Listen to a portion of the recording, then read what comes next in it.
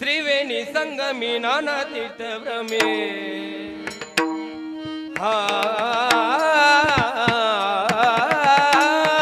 त्रिवेणी संगमी नाना तीर्थ भ्रमे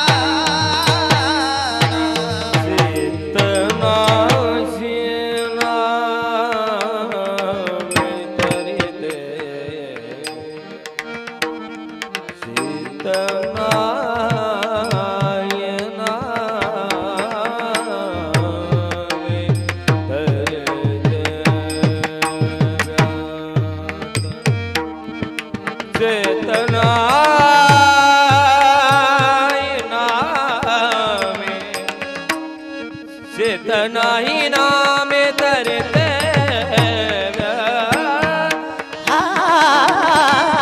चेतनाही नामे तरते चेतनाही नामी हरिते व्यर्थ चेतनाची नामी नाशी नामी तरते व्यर्थ चित्तनाची नामे तरते हरि मुखे मना हरि मुखे मना हरि मुखे मना हरि मुखे मना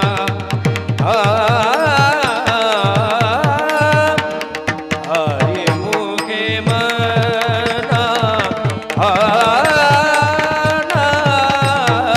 हरि मुखे मना हरि मुखे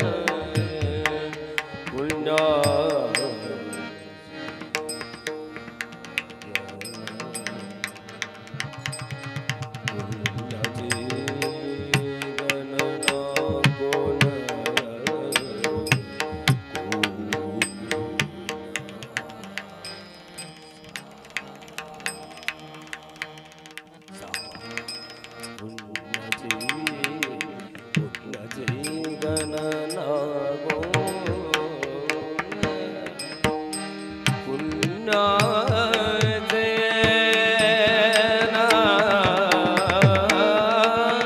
पुण्याचे गणना पुण्याचे गणना पुण्याचे गणना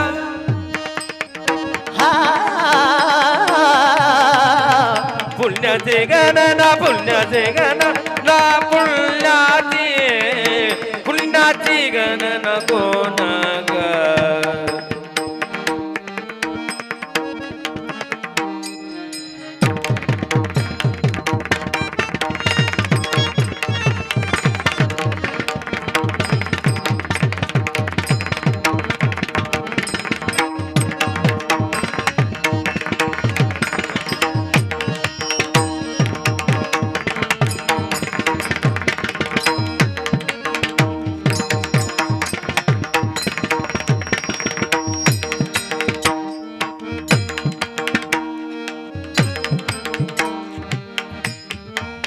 पुण्याचे गणना कोण करे पुण्याचे रे गणना गण रे ना पुण्याचे गणना पुण्याचे गणना पुण्याचे गणना कोण करे गमपने दसाने दपपद पुण्या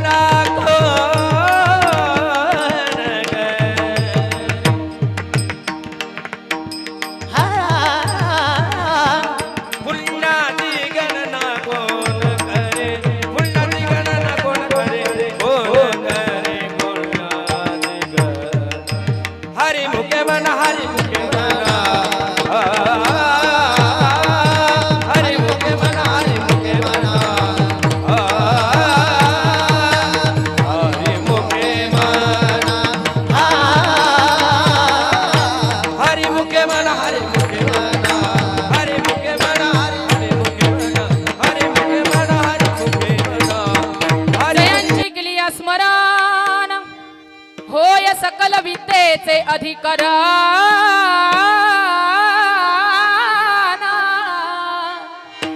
तेची बंधू श्री चरण श्री गुरूंचे ते नमस्कारोणी आता नमो विठ्ठला राजया पांडुरंगा नमो रुक्मिणी माऊली ज्ञान गंगा नमो पुंडलिका नमो चंद्रभागा नमस्कार माझा रुक्मिणी पांडुरंगा पांडुरंगा करू प्रथम नमन दुसरे चरण संताचिया त्यांच्या कृपा जाणे कथेचा विस्तारू बाबाजी सद्गुरु दास तुका प्रभु के चरणों में सदा पुनि पुनि करू प्रणाम ऐसी माया तारी रे मेरे प्रियतम विठ्ठल विठ्ठल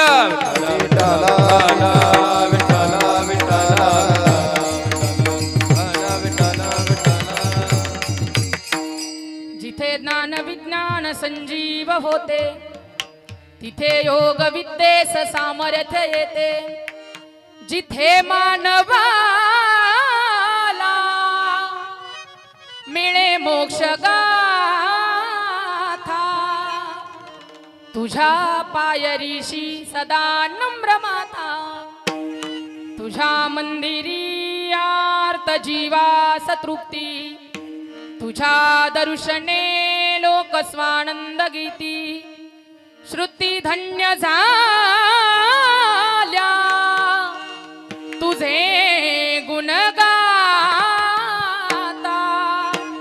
तुझ्या पायरीशी सदा नम्र माता हे दुःख भंजन मारुती नंदन हे दुःख भंजन मारुती नंदन सुन लो मेरी पुकार पवन सुत बिनते वारंवार पवन सुत बिनते वारंवार पवन सुत बिनते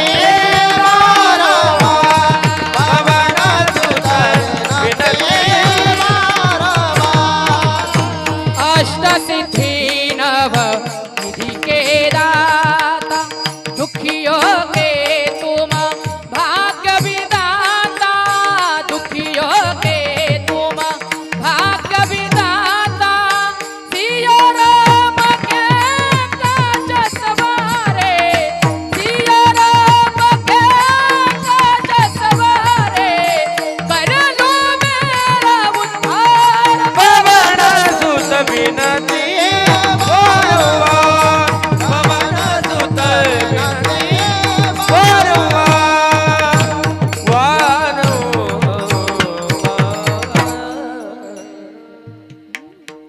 नमो ज्ञानेश्वरा नमो ज्ञानेश्वरा निवृत्ती उदारा सोपान देवा मुक्ताबाई नमो त्रिभुवन पावनी अद्यत्रय जननी देवाची श्री संताची ये माता चरणारी श्री संताची ये माता श्री संताची ये माता चरणारी श्री संताची ये माता चरणारी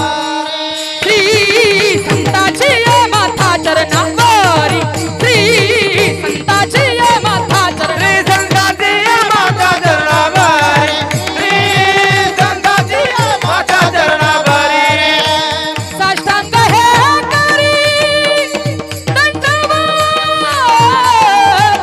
साष्टांग हे करी दंडवत विश्रांती पावालो सांभाळा उत्तरे विश्रांती पावालो सांभाळा उत्तरे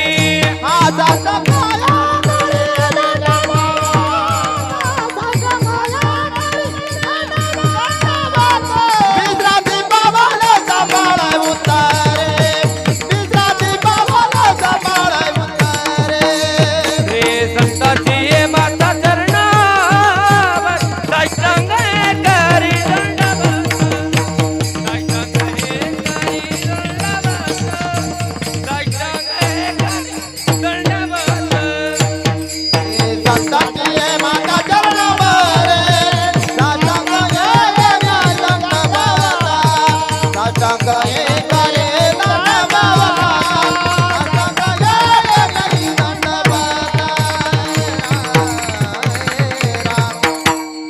सेवे लागी सेवक झालो लागलो तुमच्या निज चरण अहो स्वामी तुकया देवा यावरी न करावा अवेरू त्रिवेणी संगमी नाना तीर्थ भ्रमी चित्त नाही नामी तरी ते व्रत हरिमुखे म्हणा पुण्याची गणना कोण करी प्रस्तुत कीर्तनरूपी सेवे करता निवडलेला अभंग महाराष्ट्रातील माऊली म्हणून ओळखले जाणारे आपली आई म्हणून ओळखले जाणारे विश्व मंगल्याचं स्वप्न उराशी बाळगून अखिल मानव जातीला ज्ञानाचा मार्ग दाखवणारे विश्व माऊली धडोपार आहे. या माऊलींचा अभंग तुमच्या माझ्या सेवेकरता निवडलेला आहे. संकल्पित वेळेत आपल्याला अभंगाचा भावार्थ पाहायचा आहे, पण तत्पूर्वी थोडासा परिहार द्यायचा तो असा. या ठिकाणी आपल्याच गावातील सर्वांचे सुपरिचित आमचे दिनकर भाऊ कदम यांनी नर्मदा मैयाची परिक्रमा पूर्ण केली आणि या माऊंद्याच्या निमित्तानं ही कार्यक्रमाची आजची कीर्तनाची सेवा त्याच्यातून ज्ञानदान व्हावं, नर्मदा मैयाच्या पाण्याचं पूजन व्हावं याच्या करता केलेला हा खटाटोप आजचं ज्ञानदान म्हणजे आजचं कीर्तन.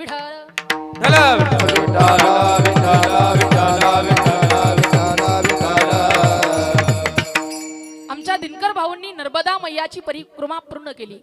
वारकरी संप्रदायामध्ये किंवा आपल्या महाराष्ट्रामध्ये आपल्या भारतामध्ये असा नियम आहे की माणसानं जीवनात आल्यानंतर एकदा तरी नर्मदा मैयाची परिक्रमा करावी, एकदा तरी मैयाच्या दर्शनाला जावं, परिक्रमा पूर्ण करावी असा वारकरी संप्रदायात नियम आहे किंवा महाराष्ट्रामध्ये आपला अलिखित असा नियम घालून घेतलेला आहे.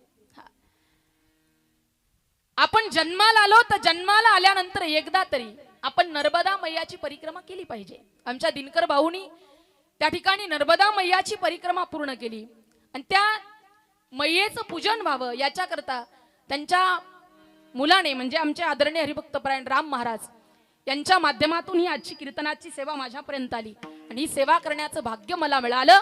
त्याबद्दल कदम परिवाराला कोटी कोटी धन्यवाद. आणि अभंगाच्या पदापदाचं चिंतन करण्याकरता प्रवृत्त.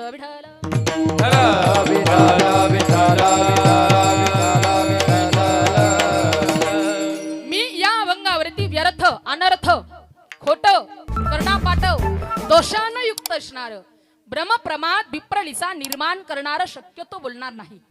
पण मानवी बुद्धी आहे आणि मानवी बुद्धीच्या ठिकाणी अनेक प्रकारचे दोष असू शकतात. पाण्याचे दोष आहेत, अन्नाचे दोष आहेत, वस्त्राचे दोष आहेत, राहत्या घराचे दोष आहेत, संगतीचे दोष आहेत.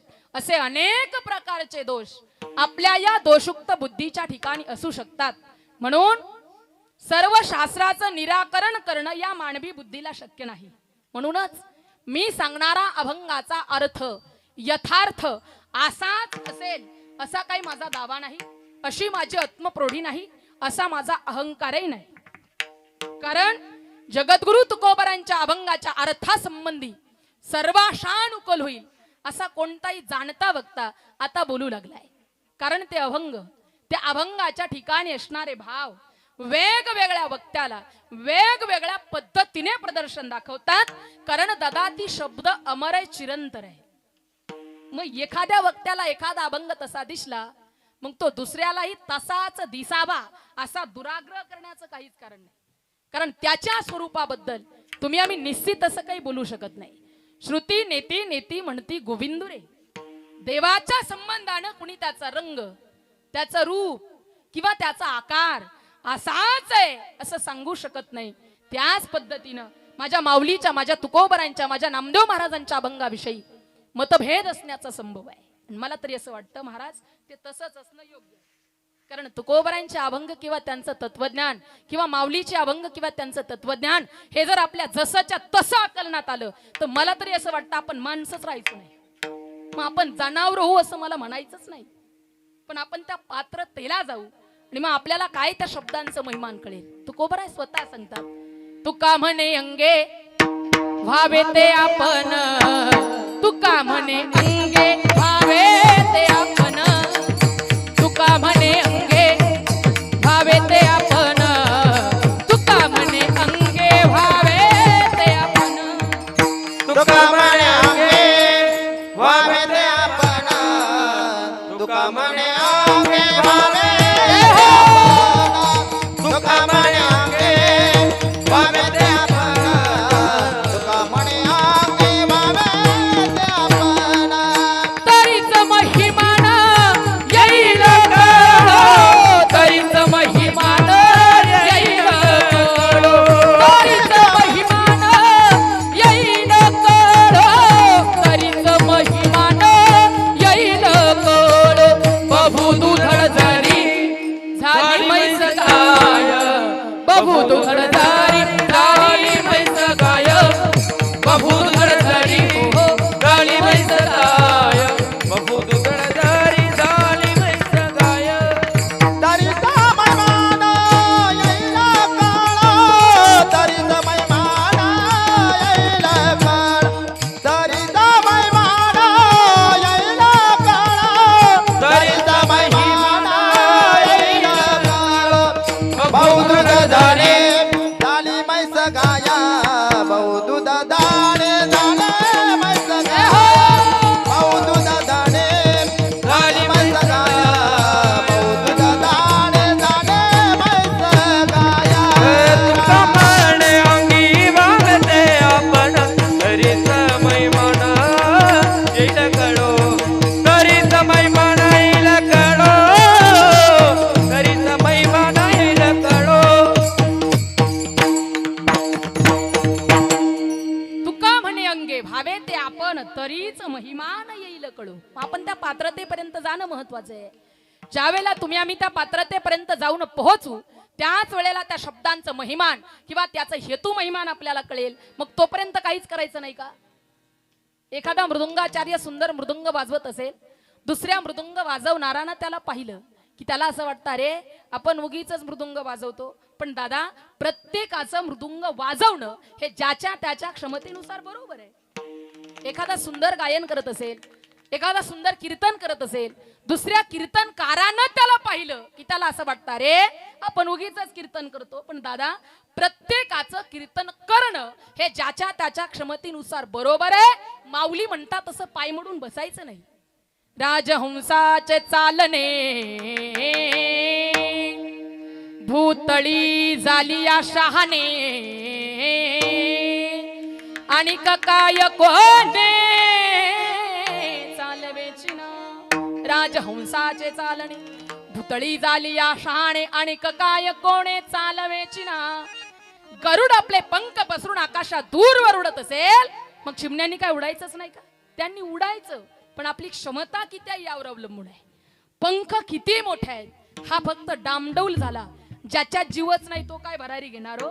तो दृष्टिकोन महत्वाचा आहे. म्हणून माझ्या माऊली ज्ञानोबारायांनी त्यांच्या भंगाशी लढिबाळपणा करण्याचा अधिकार सर्वांनाच देऊन टाकलेला आहे. मात्र एक आहे माझ्या माऊलीच्या भंगाशी लढिबाळपणा जर करायचाच असेल तर मी जाणीवपूर्वक एक वाक्य बोलेल.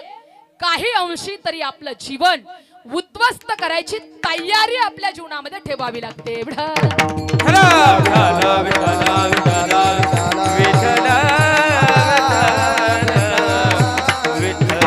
सेवेकरता निवडलेला भंग माझ्या माऊली ज्ञानोबारायांचा आहे. माऊली महाराज म्हणतात त्या ठिकाणी त्रिवेणी संगमी नाना तीर्थ भ्रमी चित्त नाही नामी तरी ते व्यर्थ.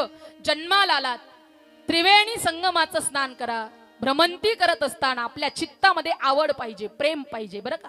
आपल्या जीवनामध्ये प्रेम असावं आवड असावं. पण फक्त लोकाला दाखवण्यापुरता जर आपण परमार्थ करत असू तर तो देवाला आवडत नाही अजिबात आवडत नाही. आपण नर्मदा मैयाच्या परिक्रमा करता गेलो तर काही नियम काही अटी घालून दिलेला आहे. त्याच्यावर आपण चालत असाल तर नक्कीच नर्मदा मैया तुमची परिक्रमा निर्विघ्नपणे पार पडल्याशिवाय राहणार नाही. सांगू तुम्हाला या नर्मदा मैयाचं वर्णन करत असताना काही नियम काही अटी पाळाव्या लागतात. आपण ज्या वेळेला मैयाच्या परिक्रमा करता जातो या आई साहेबांच्या परिक्रमा करता जातो ही मैया या मृत्यू लोकात कशी अवतारित झाली तर भगीरथानं पापाचं शालन करण्याकरता या ठिकाणी या मैयाचा या मृत्यू लोकामध्ये अवतार कार्य या नर्मदा मैयाचं आहे. का भगीरथानं ही मैया या मृत्यू लोकात आणली. तुमच्या माझ्या पापाच्या शालना करता ही मैया कुठं आली मृत्यू लोकात आली. आणि आल्यानंतर ज्यावेळेला या मैयाची परिक्रमा करतात काही साधू पुरुषांनी सांगितलेले अनुभव मी तुम्हाला सांगून जाईल. ज्यावेळेला जुन्नर भागातले बालयोगी महाराज मैयाच्या परिक्रमेकरता निघाले होते. जात असताना त्यांच्या बरोबर त्यांचा भागवत नावाचा शिष्य सुद्धा सोबत होता. लक्षपूर्वक ऐका, या मैयाचा काय सांगून जाईल मी तुम्हाला महिमा. ज्या वेळेला भागवत नावाचा शिष्य त्यांच्या बरोबर होता, नर्मदा मैयाची परिक्रमा अतिशय सुंदर सुरू होती. मध्यभागी गेल्याच्या नंतर रोजची परिक्रमा सुरू होती. ऊन तळपत होतं म्हणून बालयोगी महाराजांनी भागवताला सांगितलं, लेका आपण थोडा वेळ आराम करू म्हणून एका झाडाखाली झोपले. आणि झाडाखाली झोपल्याच्या नंतर झोपेत असताना एक सर्प आला आणि त्या भागवताला त्या सर्पानं दंश केला. काय केला? साप चावला भागवताला. झोपेत होता, सर्प विषारी होता. त्या विषारी सर्पाचं विष भागवताच्या सर्व शरीरात पसरलं आणि भागवत नावाचा तो शिष्य मृत्यूमुखी पडला. थोड्या वेळानं बालयोगी महाराज उठले. म्हणे आता भागवत उठा, सायंकाळची वेळ आहे, आपल्याला त्या ठिकाणी परिक्रमा पूर्ण करायची, उठा चला. पण भागवताकडे पाहिलं तर तोंडाला फेस आलेला होता. बालयोगी महाराजांच्या लक्षात आलं, अरे याला तर सर्पानं दंश केलाय, हा मृत्यूमुखी पडलाय.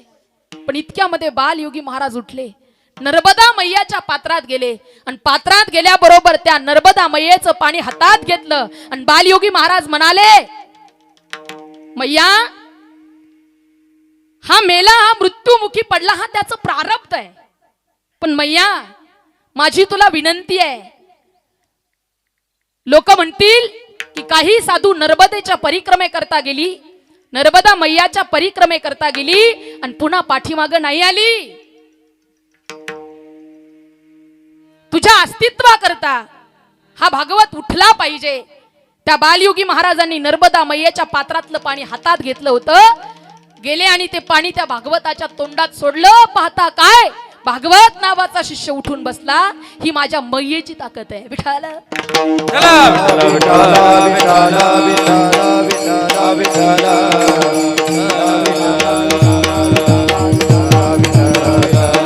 म्हणूनच गंगेचं महत्व सांगत असताना नामदेव महाराज म्हणतात, वाचे म्हणता गंगा गंगा, वाचे म्हणता गंगा गंगा, वाचे म्हणता गंगा गंगा, वाचे म्हणता गंगा गंगा.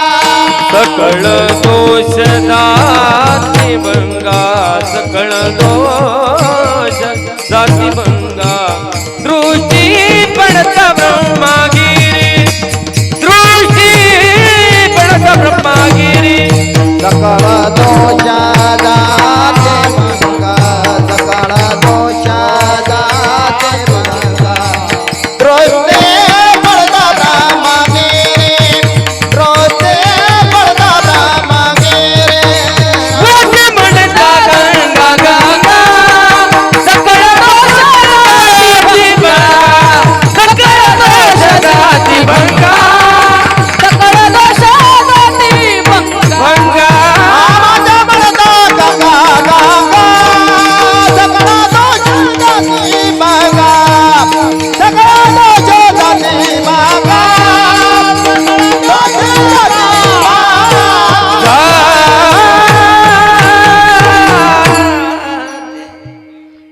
वाचे म्हणता गंगा गंगा, सकळ दोष जाती भंगा.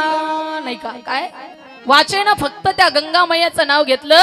अहो स्नानाकरता बसले असाल, नाही तुम्हाला कोणत्या गंगेत जाणं होत, पण स्नानाकरता बसले असाल, गंगाळातलं पाणी डोक्यावर टाकत असाल आणि फक्त गंगा गंगा गंगा गंगा जरी म्हटलात तरी आपल्या जीवनामध्ये सर्व गंगा मैयाचं दर्शन झाल्याशिवाय राहणार नाही. इतकं त्या गंगेचं महत्व आहे. आणि नर्मदा मैया तर त्यात विशेष आहे.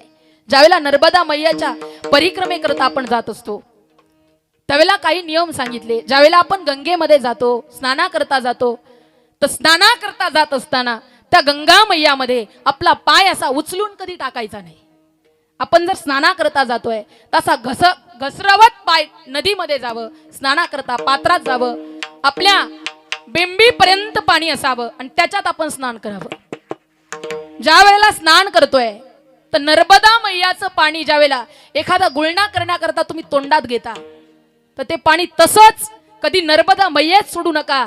थुंकण्याचं पाप आपल्याला लागतं, मैयेवर थुंकण्याचं पाप लागतं. म्हणून तसंच पाणी कधी त्या मैयेमध्ये सोडू नका.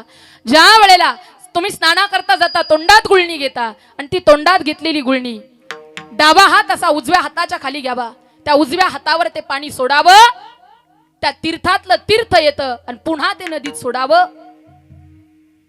तरच आपल्याला त्या स्नानाचं पुण्य लाभतं. ज्यावेळेला त्या नदीमध्ये आपण स्नाना करता जातो, मैयेमध्ये आपण स्नाना करता जातो, तर कधीच पाय उचलून टाकू नका.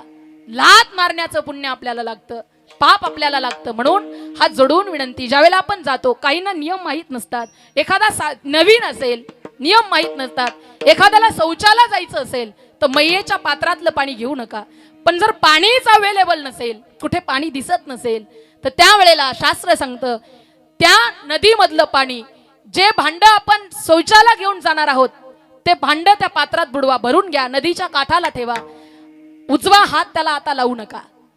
डाव्या हाताची अंगठा सोडून 4 बोटं त्याच्यात बुडवा आणि फक्त हुंगवा, नाकानं हुंगवा. काय करा, वास घ्या. त्याच्यातलं तीर्थ नाहीसं होतं, तेव्हा ते तीर्थ आपण शौचाला नेऊ शकतो. हे नर्मदा मैयेचे त्या ठिकाणी नियम आहेत. फक्त गेलो, परिक्रमेला गेलो, मग इकडे संसारातल्या गप्पा गोष्टीच करत बसायच्या नसतात. गेल्यानंतर ज्या वेळेला आपण जात असतो, आमच्या दादांनी सांगितलं मला मगाशी, ज्यावेळेला मी इथून गेलो ना, सकाळी 7 वाजता फोन बंद व्हायचा, तर संध्याकाळच्या 7 वाजताच फोन मी चालू करायचो. म्हणजे दिवसभर एकदा टाळी वाजवा दादां करता. एवढं वय असताना त्यांनी ही नर्मदेची परिक्रमा आपल्या जीवनातलं सार्थक होण्याकरता, जीवन सार्थकी होण्याकरता त्यांनी अतिशय कठोरपणे असणारी ही मैयाची परिक्रमा त्या ठिकाणी त्यांनी पूर्ण केली. दादांना खूप खूप धन्यवाद असतील. नर्मदा मैयेमध्ये आपण ज्या वेळेला जात असतो, त्या ठिकाणी नर्मदा मैयेचं इतकं पुण्य, इतकं पुण्य, इतकं पुण्य सांगू तुम्हाला. 3 प्रदक्षिणा तुम्ही पृथ्वीला घाला, 2 प्रदक्षिणा वाराणसी आणि 1 नमस्कार करता नर्मदेसी. म्हणजे नर्मदेच्या पाण्याला 1 जरी नमस्कार केला तर इतके पुण्य होय तयासी. काय तुम्ही 3 प्रदक्षिणा पृथ्वीच्या घाला, 2 प्रदक्षिणा वाराणसीच्या घाला, पण 1च नमस्कार. आता दादांनी जर पाणी आणलेलं असेल आणि त्या पाण्याला जर आपण नमस्कार केला तर 3 प्रदक्षिणेचं आणि 2 वाराणसीच्या प्रदक्षिणेचं पुण्य तुम्हाला मला लाभल्याशिवाय राहणार नाही. इतके पुण्य होय तयासी म्हणूनच म्हणतात.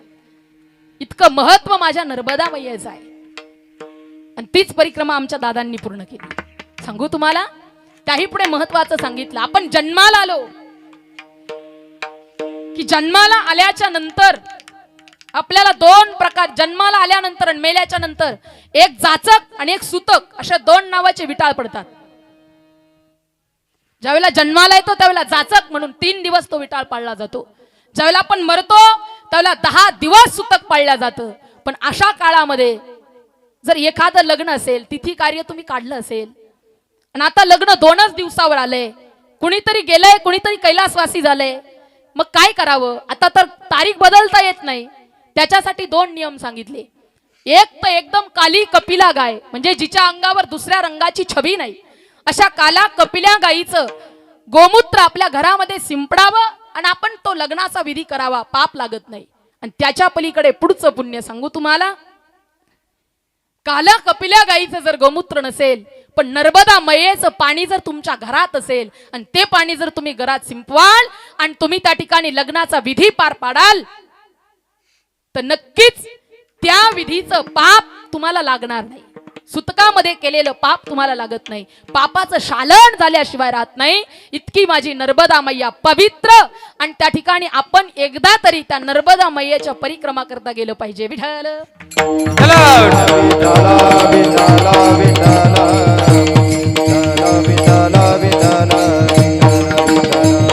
जवळ सकळ सिद्ध आहे, हट झाला माया माये, तब तू अपुले सहित साये, तीर्थयात्रे जाये चुकू नको. सकळ सिद्ध आहे, हात झाला माया माये, तब तू आपले स्वहित पाये, तीर्थयात्रा जाय चुकू नको.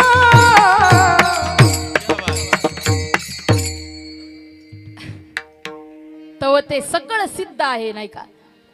काय म्हणतात महाराज, तीर्थयात्रे जाय चुकू नको. एकदा तरी तीर्थयात्रा केली पाहिजे.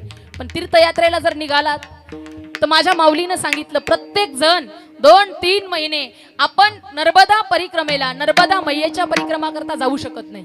2-3 महिने. काहींना घरातल्या विशिष्ट जबाबदाऱ्या असतात, कोणाची कामं असतात, त्याच्यामुळे जाऊ शकत नाही. पण त्याच्याकरता माझ्या माऊली ज्ञानोबारायांनी खांद्यावर पताका घेतली आणि पंढरपूरची वारी केली. त्याच्यात सुद्धा नर्मदा मैयाच्या परिक्रमाचं फल तुम्हाला मला मिळतंय. पंढरपूरची वारी माऊलीनं सुरू केली. तेच माऊली तुम्हाला मला सांगतात, त्रिवेणी संगमी नाना तीर्थभ्रमी, नाही का? जन्माला आला तर कधीतरी भगवंताचं नामचिंतन आपण करावं. जातो नर्मदा परिक्रमेला, पण गेल्यानंतर प्रपंचाच्या गप्पा मारत बसतो नाही हो. प्रपंचाच्या गप्पा मारू नका.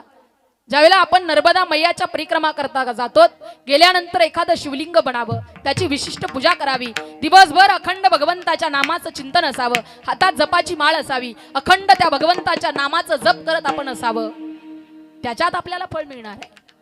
नर्मदा आठवी वेळोवेळा 7 वाजे, नाही का? काय वेळोवेळा तिचं ध्यान करावं, वेळोवेळा नामचिंतन करावं. अखंड आपण जर परिक्रमेला गेलो तर आपलं चित्त फक्त तिथं असलं पाहिजे, घरी अजिबात नसलं पाहिजे. सांगू का, तुम्ही जीवन जगताना, तर जीवन जगत असताना आपलं शरीर जर चांगलं राहावं वाटत असेल तर या शरीरामध्ये पित्त असणं फार महत्वाचं आहे. आपला प्रपंच आदर्श राहावा असं जर तुम्हाला वाटत असेल तर आपल्या प्रपंचामध्ये वित्त असणं फार महत्वाचं आहे. आणि आपला परमार्थ सफल व्हावा असं तुम्हाला वाटत असेल तर आपल्या परमार्थामध्ये आपलं चित्त असणं फार महत्वाचं आहे. शरीर चांगलं राहावं याच्याकरता पित्त, प्रपंच आदर्श राहावा याच्याकरता वित्त, आणि परमार्थ सफल व्हावा याच्याकरता चित्त असणं फार महत्वाचं आहे. आपलं चित्त जर एका जागेवर असेल तर भगवान परमात्मा आपल्याला त्याचं फल दिल्याशिवाय राहत नाही. आपण जन्माला आलो तर जन्माला आल्यानंतर आपण आपल्या जीवाचं सार्थक केलं पाहिजे. कारण तुम्हाला मला हा जो वेळ मिळालाय तो स्वतःचं हित, स्वतःचं बलन, स्वतःचं कल्याण करण्याकरता मिळालेला वेळ आहे. हा प्रपंच करण्याकरता मिळालेला वेळ नाही. औट हात का मानव देह अल्लाह ने, औट हात का मानव देह अल्लाह ने तुझ दिया. हे खाया पिया सुख से सोया, खाया पिया सुख से सोया ना जमाना खोया, खाया पिया सुख से सोया ना जमाना खोया. कि भजमन नारायण, कि भजमन नारायण, कि भजमन नारायण, कि भजमन नारायण.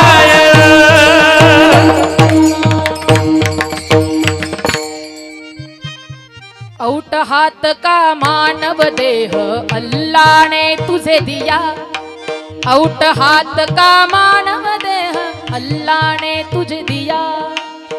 खाया पिया सुख से सोया नाहक जमाना खोया, खाया पिया सुख से सोया नाहक जमाना खोया, खाया पिया सुख से सोया नाहक जमाना खोया.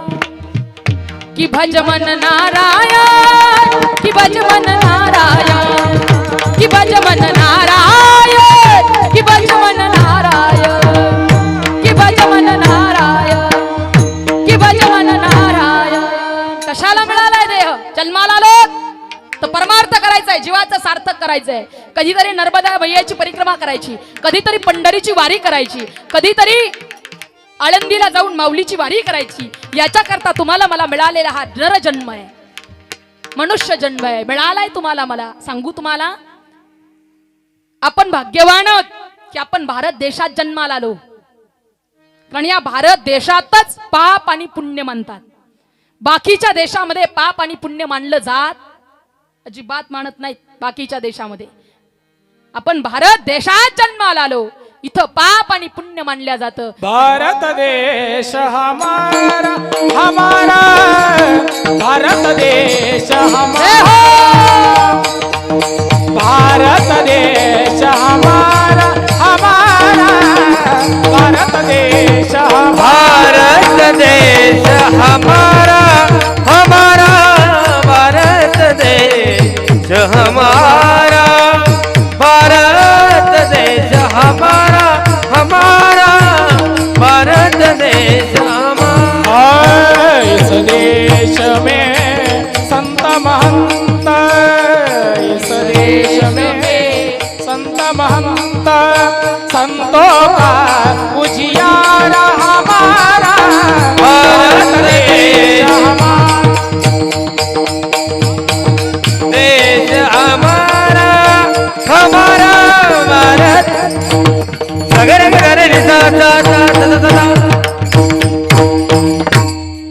भारत देश हमारा हमारा भारत देश हमारा।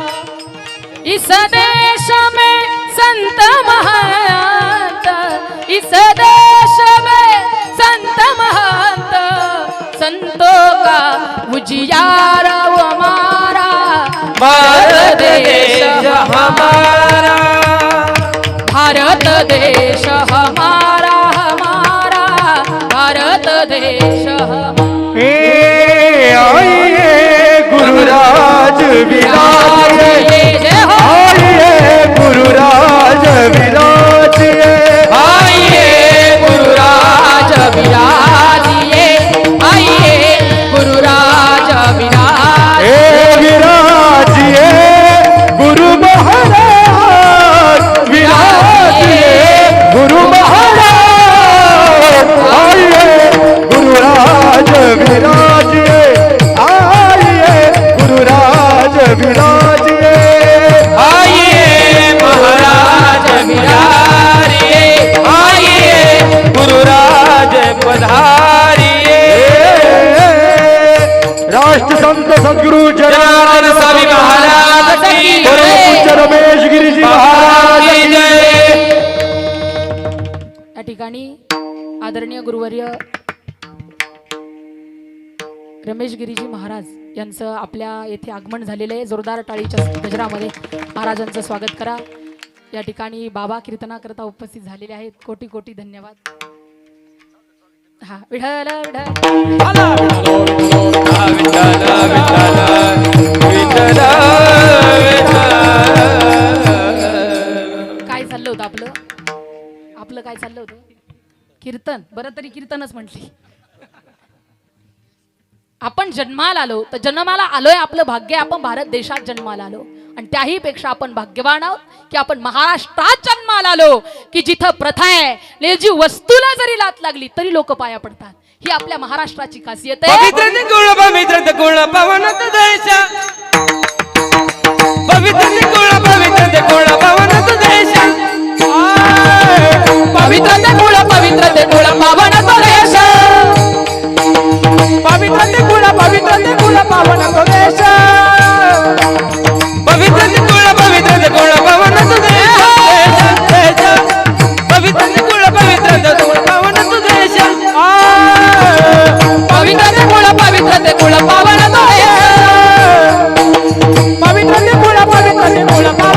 देश। हो देते हरि से दास जन्म गे, जेते हरि से दास जन्म गे, हो देते हरि से दास जन्म गे, जेते हरि से दास जन्म गे। विषय नंद दल नारायण, विषय नंद दल नारायण, विषय तो धन नारायण, विषय तो धन नारायण।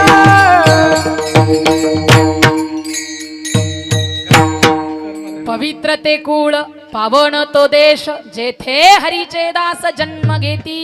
आपण महाराष्ट्रात जन्माला आलो, आपण भारत देशात जन्माला आलो आणि त्याही पेक्षा आपल्या जीवनात घडलेली महत्वाची गोष्ट म्हणजे 2024 मध्ये झालेलं रान प्राण प्रतिष्ठेचा सोहळा। हा आणि आपले बाबा सुद्धा त्या ठिकाणी जाऊन आले। त्यांच्या सर्वांच्या दर्शनाचा योग तुम्हा सर्वांना प्राप्त झालाय। आपण भाग्यवान आहोत की या आपल्या जीवनामध्ये आपल्याला सांगण्याकरता घडलेला इतिहास म्हणजे रामप्रभूची प्राण प्रतिष्ठा झाली हो दादा।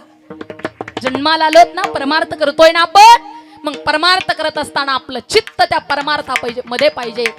आपलं जर चित्त त्या नामात नसेल तर आपला परमार्थ वाया जातो. आपलं चित्त जर परमार्थ करत असताना त्याच्यात नसेल तर परमार्थ वायाला जातो. आपल्या परमार्थामध्ये जर आवड नसेल तर ती देवाला आवडत नाही. माऊली गोड दृष्टांत देतात. माऊली म्हणतात तुमच्या भक्तीला काय किंमत आहे ज्या भक्तीत आवड नाही. मोर अंगी असुसे पिसे असुसे डोळुसे परी त्यासी दृष्टी नसे तैसे ते का. माऊली म्हणतात मोराच्या पाठीमागच्या पिसावर जो डोळा आहे तो डोळा जर त्या मोराला दृष्टी देत नसेल, तुम्ही आम्ही सर्वजण त्याला डोळा म्हणतो, हा मोराच्या पिसावरचा बोला ना, तुम्हाला मी येडी दिसते का? हा मोराच्या पिसावरचा डोळा. पण माऊली म्हणतात तो डोळा जर त्या मोराला दृष्टी देत नाही, त्या डोळ्याचा जर त्या मोराला काही उपयोग नाही, फायदा नाही, मग असा डोळा त्या मोराला हसून काही उपयोग आहे का? मग तुम्ही भक्ती करता, लोकाला दाखवण्यापुरती करता, पण त्याच्यात आवड नसेल, प्रेम नसेल तर ती भक्ती देवाला आवडत नाही. तुका म्हणे काय आंधळिया, तुका म्हणे काय आंधळिया, तुका म्हणे काय आंधळिया, तुका म्हणे काय आंधळिया, तुका म्हणे काय आंधळिया, आवाज द्या, आवाज. तुका म्हणे काय आंधळिया, तुका म्हणे काय आंधळिया, तुका म्हणे काय आंधळिया, दिले जैसे मोती वाया जाय, दिले जैसे मोती वाया जाय, भाग्यवंत घे दिले दोनिया मोले, भाग्यवंत घे दिले दोनिया मोले, भाग्यवंत घे दिले दोनिया मोले, भाग्यवंत घे दिले दोनिया मोले, काया गडियाची दिले जैसे मोती वाया जाय, भाग्यवंत घे दिले दोनिया मोले, वारवाई मेरे वाला बोले. तुका म्हणे काय आंधळियाची नाही का. काय म्हणतात महाराज, सुंदर प्रमाण देत आहेत. महाराजांनी सुंदर प्रमाण दिले, एकदा जोरदार टाळी वाजवा. अहो त्या मोराच्या पाठीमागच्या डोळ्याला जर किंमत नसेल तर तुमच्या माझ्या भक्तीला सुद्धा प्रेम त्या ठिकाणी किंमत देत नाहीत माऊली. त्याही पुढे गोड दृष्टांत देतात. का स्तन झाले गळा शेळीया जैसे. शेळीच्या गळ्याला काही स्तन असतात, पाठीमाग काही स्तन असतात. माझा तुम्हाला प्रश्न असेल, शेळीच्या गळ्याचे स्तन दूध देतात की पाठीमागचे? महिला मंडळ, तुमच्या सगळ्यात आवडीचा प्राणी कोण सांगू का तुम्हाला? इतकी आवडते शेळी महिला मंडळाला. घरातल्या जर मोठ्या माणसानं जर सगळ्या जनावराला चारा टाकला तरी महिला मंडळ डुकून पाहायला जाते माझ्या शेळीला किती टाकला, नाही का? म्हणून त्या शेळीच्या गळ्याला काही स्तन, पाठीमाग काही स्तन. पण माऊली म्हणतात त्या शेळीच्या गळ्याचे स्तन जर तुम्हाला दूध देत नसतील तर असे स्तन असून काही उपयोग आहे का? मग तुम्ही भक्ती करता पण तुमच्या भक्तीत आवड नसेल तर ती भक्ती सुद्धा देवाला आवडत नाही. शेळीच्या गळ्याच्या स्तनाची किंमत माऊली तुमच्या भक्तीला देतात. त्याही पुढे गोड दृष्टांत देतात माऊली. साबरी वाढीनला सरळा, साबरी वाढीनला सरळा, वरी फळन अंतु पोकळा, वरी फळन अंतु पोकळा, कास्तन झाले गळा, कास्तन झाले गळा, शेळिये जैसे, शेळिये जैसे, साबरी वाढीनला सरळा, साबरी वाढीनला सरळा, साबरी वाढीनला सरळा, साबरी वाढीनला सरळा. काय वर्णन करतात? साबरी वाढीनल्या सरळा, वरी फळना अंतु पोकळा, का स्तन झाले गळा शेळिये जैसे. महाराज म्हणतात उंच वाढणारं झाड आहे, जिला फळ येत नाही, फूल येत नाही. आमच्याकडे त्याला अशोकाचं किंवा अंजनाचं झाड म्हणतात, तुमच्याकडे कायच म्हणतात? महिला मंडळ झोपल्या का काय? कशाचं म्हणतात? अशोकाचं उंच वाढणार ते झाड, त्याला फळे येत नाही, फुले येत नाही, त्याच्या सावलीखाली तुम्हाला आणि मला बसता येत नाही. मग माऊली म्हणतात असं झाड या मृत्यू लोकात असून काही उपयोग आहे का? ते जर तुम्हाला सावली देत नसेल, फळ देत नसेल, फुल देत नसेल, मग माऊली तीच किंमत तुमच्या माझ्या आवड नसलेल्या भक्तीला देतात. म्हणूनच महाराज म्हणतात आपलं चित्त त्या नामस्मरणात पाहिजे. अभंगाचं प्रथम चरण. त्रिवेणी संगमी नाना तीर्थे भ्रमे त्रिवेणी संगमे नाना तीर्थे भ्रमे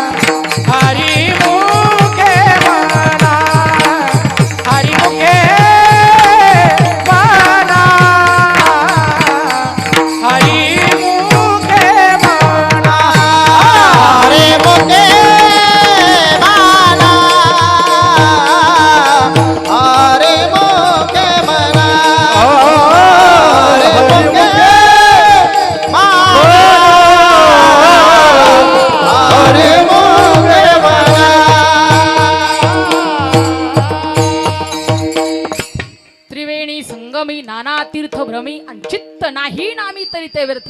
तुम्ही त्या ठिकाणी किती भ्रमण करा पण भगवंताचं नाम तुमच्या तोंडात नसेल, चित्त तुमचं एकाग्र नसेल, देवाचं नाव तुमच्या तोंडात नसेल तर चित्त नाही नामी तरी ते व्यर्थ. ते व्यर्थ गेल्याशिवाय राहत नाही. म्हणून आवडीनं आपण भगवंताच्या नामाचं चिंतन केलं पाहिजे, कारण याच्याकरताच तुम्हाला मला हा जन्म मिळाला. याच देही घडे देवाचे भजन नाही का, त्याचं भजन या जन्मातच घडतं. तुम्हाला मला जन्मच त्याच्याकरता मिळाला, पण तुम्हाला मला कळायलाच तयार नाही कशा करता मिळाला. महिला मंडळ कळतो का हो कशाला मिळाला? हा कळतं का? प्रत्येकाला असं वाटतं मला गळाभर सोनं पाहिजे, इकडं वाटतं बंगला झाला पाहिजे, गाडी घेतली पाहिजे. याच्याकरता जन्म नाही मिळाला तुम्हाला मला, जन्म याच्याकरता मिळाला. सांगू नसेल समजलं तरी का, एकदा काय झालं, एक म्हशीवाला म्हशी चारण्याकरता रानात गेला. म्हशीवाला म्हशी चारण्याकरता रानात गेला आणि रानात गेल्याबरोबर म्हशी चारवता चारवता त्याला एक सुंदर असा चमकणारा दगड सापडला. म्हशीवाल्याला दगड सापडला, त्याला वाटलं तो दगड आहे, पण तो दगड नव्हता, तर तो दगड हिरा होता. त्या म्हशीवाल्यानं तो दगड उचलला आणि दगड उचलल्याच्या नंतर म्हशीवाल्याला वाटलं दगड चमकणारा आहे, सुंदर दिसतो, म्हणून त्याने एक चिरगुट फाडलं आणि त्या चिरगुटाच्या मध्यभागी तो दगड बांधला आणि थोड्या वेळ विचार केला आणि तो दगड दिला म्हशीच्या गळ्यात बांधून. कुठं कुठं दगड काय होता? तो हिरा होता. त्यानं कुठं बांधला? म्हशीच्या गळ्यात. संध्याकाळच्या वेळेला म्हैस घरी आली. म्हैस दिसायला सुंदर दिसायची म्हणून म्हशीवाला तिला खूप चारा खाऊ घालायचा आणि म्हशीला खूप चारा खायला मिळायचा म्हणून म्हैस आनंदित व्हायची. नीट ऐका बरं, हिरा म्हशीच्या गळ्यात बांधला, दिसायला सुंदर दिसायची, म्हणून खूप चारा मिळायचा आणि खूप चारा मिळायचा म्हणून ती आनंदी व्हायची. विठ्ठल विठ्ठल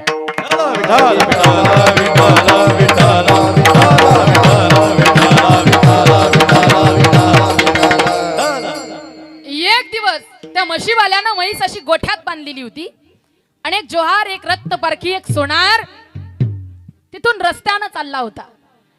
रस्त्यानं चाललेल्या जोहारानं पाहिलं, अरे या म्हशीच्या गळ्यात काहीतरी चमकतंय.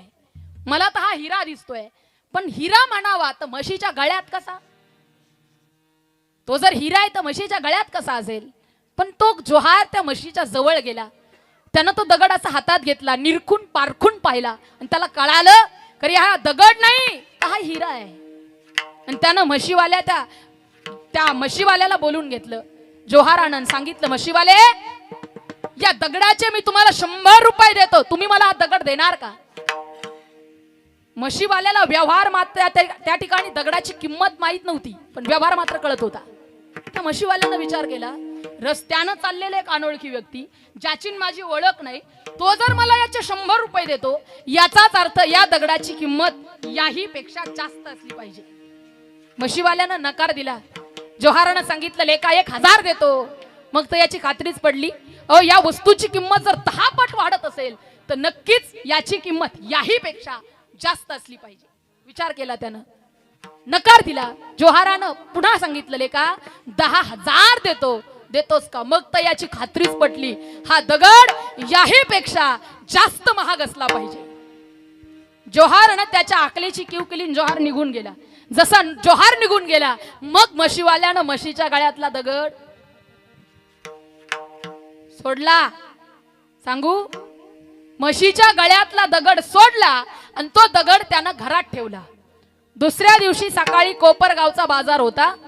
सकाळीच त्यानं तो दगड घेतला, लाल तलम वस्त्रात गुंडाळला, काखेत घातला, निघाला कोपरगावला. जाता जाता एका रिक्षात बसला. रिक्षामध्ये एक भाजीवाली आजी बसलेली होती, जी भाजी विकण्याकरता कोपरगावला निघाली होती. त्यानं तो दगड त्या भाजीवाल्या आजीला दाखवला. का हो आजी, या दगडाची किंमत? आजी म्हणते 2 मेथीच्या जोड्या. पुढे निघाला. पुढे गेल्या बरोबर त्याला कोपरगावात गेला. गेल्यावर एका मोठ्या किराणा दुकानात शिरला. गेल्या किराणा दुकानदाराला दगड दाखवला. किराणा दुकानदारानं सांगितलं, 2 मुरमुरेचे पोते. याच्या डोक्यात आलं, याची किंमत इथं होणार नाही. निघाला, सोनाराच्या गल्लीला गेला, सोनाराच्या दुकानात गेला आणि दुकानात गेल्याबरोबर त्यानं तो दगड खाली ठेवला. जसा दगड खाली ठेवला तसे 4-5 रत्नपारखी गोळा झाले. दगड हातात घेतला, निरखून पारखून पाहिला आणि सांगितलं, लेका, या दगडाची किंमत तुला 10 लाख रुपये देऊ. किती? 10 लाख. तरी पठ्ठ्यानं दगड विकला नाही. दगड पुन्हा घरी आणला. खोलीत खोली, खोलीत खोली, खोलीत खोली, खोलीत कपाट, कपाटात कपाट, कपाटात कपाट, कपाटात कपाट, कपाटात कपाट, कपाटात डबी, पुन्हा डबीत डबी, डबीत डबी, डबीत डबी, डबीत डबी. आतल्या डबीत लाल तलम वस्त्रात तो दगड गुंडाळला आणि त्या डबीत ठेवून दिला. माझा तुम्हाला प्रश्न आहे, आता त्याची किंमत? अहो, म्हशीच्या गळ्यात बांधला तरी तेवढीच, सोनाराच्या दुकानात गेला तरी तेवढीच, आणि घरात कपाटात कपाट, डबीत डबी ठेवला तरी तेवढीच. तुम्ही आम्ही म्हणजे म्हशीवाले आहोत आणि साधू संत म्हणजे जोहार आहेत, ज्यांनी तुम्हाला आम्हाला जगण्याचा मार्ग सांगितला. अभंगाचं 2रं चरण. नामाचे विनमुख डोणार पापिया, नामाचे विनमुख डोणार पापिया. विणमुख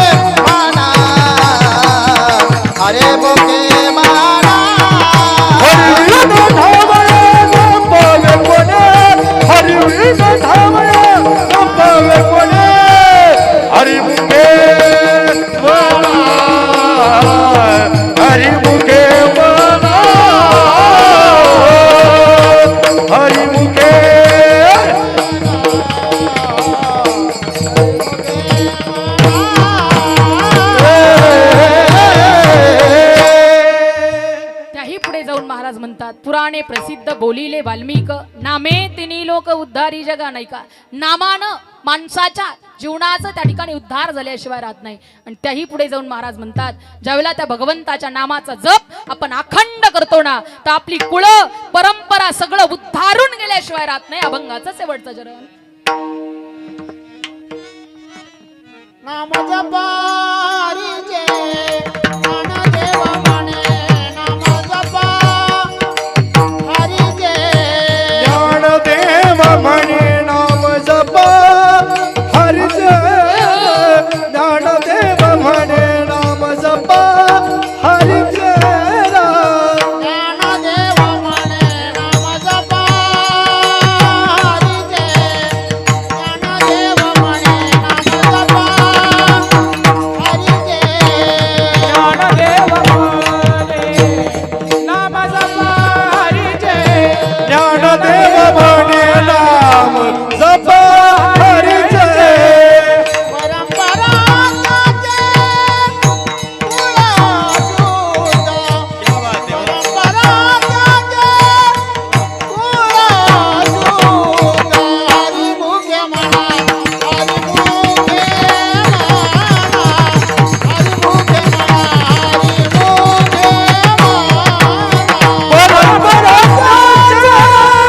कुळासूत परंपरा गाते कुळासूत हरी मुखे म्हणा हरी मुखे म्हणा हरी मुखे म्हणा हरी मुखे म्हणा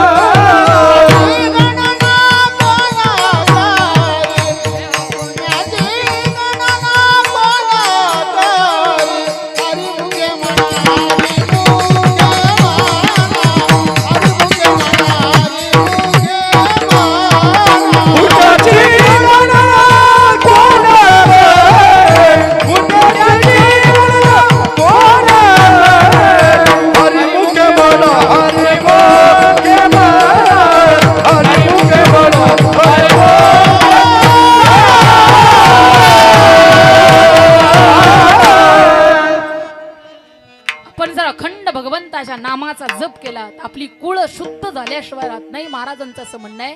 संकल्पित वेळेत अभंगाच्या सर्व चरणाचा भावार्थ पाहिला. जाता जाता 2 मिनिटं भगवंताचं भजन मोठ्या प्रेमानं करायचं. ज्याला ज्याला भगवंताने 2-2 हात दिले त्यानं 2ही हात वरती करा. ज्यांना नाही दिले त्यांनी खालीच ठेवले तरी हरकत नाही. 2 मिनिटं माझ्या माऊलीत ज्ञानोबारायांचा भजन आपल्याला करायचंय. जोरदार टाळीवर हात वरती घ्या. ज्ञानोबाराया माझ्या तुकोबाराया जय हो.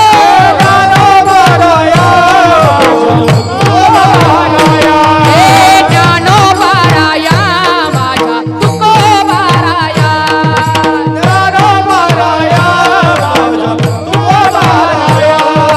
निवृत्तीराया माझ्या ज्ञान सखया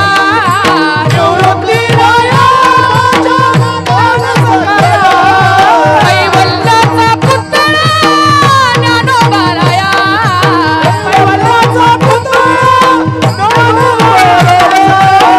कैवल्याला पुतळा ज्ञानोबाराया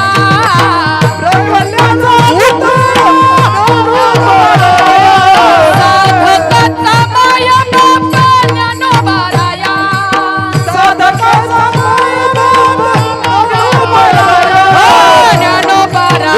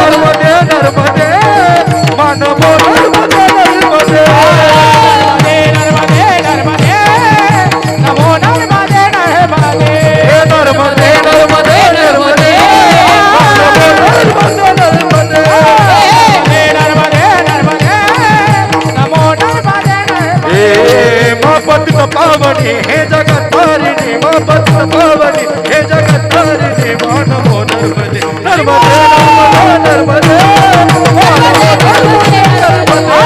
नर्मदे नर्मदे मानवो नर्मदे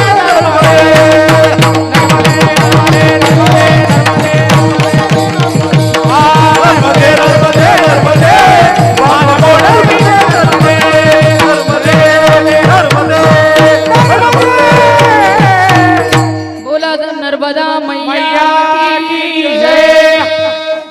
संकल्पित वेळेत आपण अभंगाचा भावार्थ पाहिला, नर्मदा मैयाचं थोडंफार महात्म्य पाहिलं.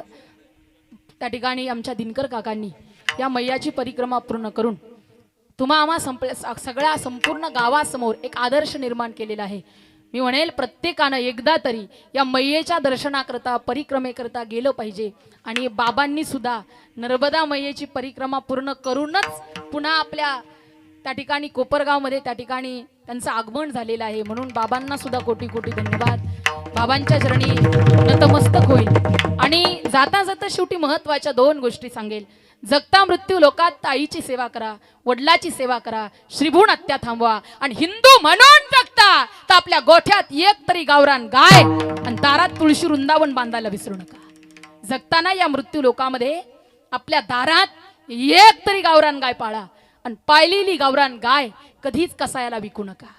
लोक गाय म्हातारी झाली म्हणून कसायाच्या ताब्यात देता हो. दारात मरू द्या, तुम्हाला पुण्य लागेल. पण जर तुमच्या दारातली गाय कसाई घेऊन जात असेल तर कोणीतरी विचारलं त्या कसायाला, का हो ही गायी घेऊन जाता, काय करता तुम्ही या गायी बरोबर? तर समोरून आलेलं उत्तर आहे, ज्यावेळेला ही गायी कत्तलखान्यात नेली जाते ना, कत्तलखान्यात नेलेली गायी बांधली जाते, गरम पाण्याला उकळी आणल्या जाते. आणि ते उकळी आलेलं गरम पाणी जिवंत गायी आईच्या अंगावरती ओतलं जातं. एखादा गरम पाण्याचा थेंब तुमच्या माझ्या अंगावर पडू द्या, जीवाची लाही लाही झाल्याशिवाय राहत नाही दादा. पण गरम उकळी आलेलं पाणी जिवंत गायी आईच्या अंगावर ओतलं जातं आणि जिवंतपणी तिच्या अंगावरचं कातड ओढून खेचून काढलं जातं. का हो, जिवंतपणी तिच्या अंगावरचं कातड ओढता तुम्ही. मेल्यानंतर त्याला मांस चिटकून येतं, जिवंतपणीच कातड ओढलं जातं. कातड ओढून खेचून काढल्या जातं. आणि त्या गायी आईच्या डोळ्यातून अश्रू धारा वाहत असतात. आणि ती गायी आई ज्यानं तिला कसायला विकलं त्या मालकाला प्रश्न विचारत असते, का रे लेका, काय गुन्हा केला रे मी तुझा, तू मला कसायला विकून टाकलं? अरे तुझ्या पत्नीला दूध नव्हतं, माझ्या दुधावर तुझी मुलं तू मोठी केली आणि तू मलाच कसायला विकून टाकलं. सांगू तुम्हाला, हात जोडून विनंती असेल, दारातली गाय दारात मरू द्या. म्हातारी झाली म्हणून कसायला विकू नका. पापाचे भागीदार, गोहत्येचे भागीदार तुम्ही झाल्याशिवाय राहणार नाही. दारातली गावरान गाय दारात मरू द्या, पुण्य लागेल एवढीच विनंती करेल. आणि झालेली सेवा भगवान परमात्म्याच्या चरणी, तुम्हा जमलेल्या मायबाप शत्रुजनांच्या चरणी, माझ्या आई वडिलांच्या चरणी, नर्मदा मैयाच्या चरणी, गुरुवर्य बाबांच्या चरणी समर्पित. आणि याच ठिकाणी सेवेला पूर्ण विराम. विठोबा रखुमाई, हरी जय जय, हरी जय जय, हरी जय.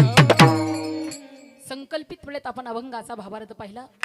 या ठिकाणी कीर्तन सेवेकरता सुंदर गायक वादक मंडळी उपस्थित आहेत. संपूर्ण परिसरातील महाराज मंडळींचा वांदियाळी मेळावा या ठिकाणी आमच्या राम महाराजांनी बोलवलेला आहे. बरं का, एकदा महाराजांकरता जोरदार कळलं. ज्यांनी लहान वयामध्ये आपल्या मृदंगाच्या बाबतीमध्ये आपल्या परिसरात नाव केलंय असे आमचे राम महाराज, ज्यांनी सुंदर मृदंगाचं शिक्षण घेऊन आम्ही त्यांना त्या ठिकाणी कीर्तनाला सोबत नेत असतो असे आमचे राम महाराज, त्यांना कोटी कोटी धन्यवाद. त्यांच्या वडिलांनी सुद्धा या ठिकाणी एवढं मोठं परिक्रमेचं योगदान घेऊन आपल्या गावात ते परतलेले आहेत, त्यांनाही कोटी कोटी धन्यवाद. त्याचबरोबर ज्यांनी गायनाकरता सुंदर साथ दिली असे आमचे वक्ते बाबा, त्यांच्याकरता एकदा जोरदार टाळी वाजवा. त्याचबरोबर ज्यांनी मृदंग वाजवण्याकरता सुंदर साथ दिली असे आपल्या भागाचं भूषण आमचे आदरणीय हरिभक्तपराय गौरव महाराज असतील, त्याचबरोबर आमचे रामेश्वर महाराज असतील, यांनी कीर्तनाकरता गायनाकरता सुंदर साथ दिली. जोरदार टाळी वाजवा आणि त्यांचं स्वागत करा. त्याचबरोबर गावातील सर्वच टाळकरी भजनी मंडळ, आता सर्वांचं नाव घेणं शक्य नाही, पण तुम्ही सर्वजण सेवेकरता आवर्जून उपस्थित राहिलात, कोटी कोटी धन्यवाद. ज्यांनी मृदंग वाजवण्याकरता सुंदर साथ दिली असं महाराष्ट्रातील भूषण आमचे आदरणीय हरिभक्तपरायण अतुल महाराज, त्यांचं सुद्धा एकदा जोरदार टाळी वाजवून स्वागत करा. कोटी कोटी धन्यवाद महाराजांना.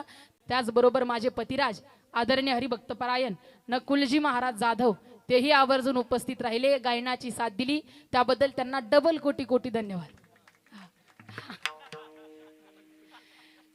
त्याचबरोबर ज्यांच्या माध्यमातून तुम्ही सर्वजण युटी संवाद असे यूट्यूब चॅनल आपल्या सेवेकरता या ठिकाणी उपस्थित आहे, त्यांच्याकरता सुद्धा एकदा जोरदार टाळी वाजवा. सर्वांनी या चॅनलला लाईक करायला विसरू नका, सबस्क्राईब करायला विसरू नका आणि महत्वाचं घंटीचं बटन क्लिक करायला काय कोणी विसरू नका. तुम्ही सर्वजण या ठिकाणी सेवेकरता उपस्थित राहिलात.